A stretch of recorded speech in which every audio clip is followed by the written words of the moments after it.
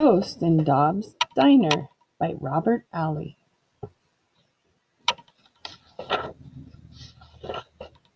Mr. Dobbs ran the diner on the corner by the highway.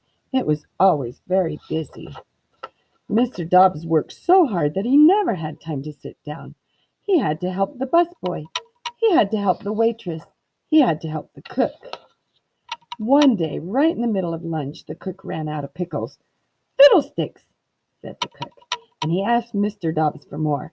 Way in the back of the closet, Mr. Dobbs found an old, dusty green bottle. He thought it was a pickle jar. He unscrewed the top. Out whirled a twisty, twirly cloud of white smoke. It fluttered around for a minute, then introduced itself. "Samuel Sheets, ghost and world traveler," it said. "Pleased to meet you." "Oh, my," was all Mr. Dobbs could say. When Samuel Sheets saw he was in Dobbs' diner, he was very happy. He had always wanted to work in a diner. He got started right away. He mopped the floors for the busboy. He helped the waitress with her heavy trays. He even helped the cook with his soup. Soon everyone in Dobbs' diner was hiding. "We're not working in a diner with a ghost," shouted the busboy, the waitress, and the cook. "Bottle him up again."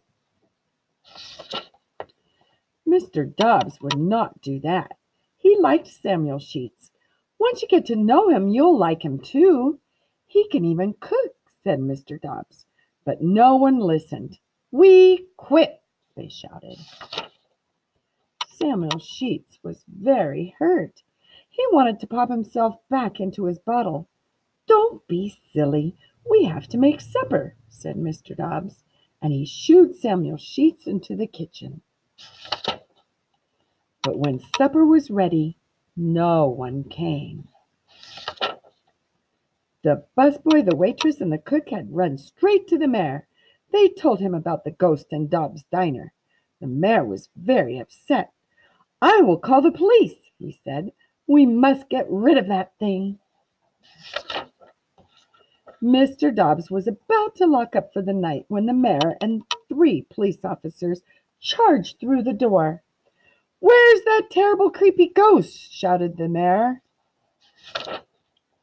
Mr. Dobbs tried to explain that the ghost was not terrible or creepy, but again no one listened. Things looked bad for Samuel Sheets. Then Mr. Dobbs had an idea. He knew that the mayor loved good food, so he offered the mayor the supper that Samuel Sheets had cooked. But he didn't tell the mayor who the cook was. The mayor ate everything on his plate. "That was the best meal I ever had," he said happily. "I must meet the cook." Mr. Dobbs was happy to bring in his new helper. "Oh!" cried the mayor. And just as Mr. Dobbs had hoped, the mayor could not bring himself to bottle up such a good cook. Instead, he made friends with Samuel Sheets. Soon Dobbs' diner was busier than ever. The busboy, the waitress, and the cook found out that working with a ghost could be a lot of fun, and Mr. Dobbs finally had time to sit down. Okay, my fact of the day is a jellyfish can be as small as a thimble or as large as 2 washing machines. And my joke, you'll have to help me out with my joke. Ready? Knock, knock. Alf. I'll feed the cat while you're on vacation. Have a wonderful Wednesday, and I'll talk to you again tomorrow.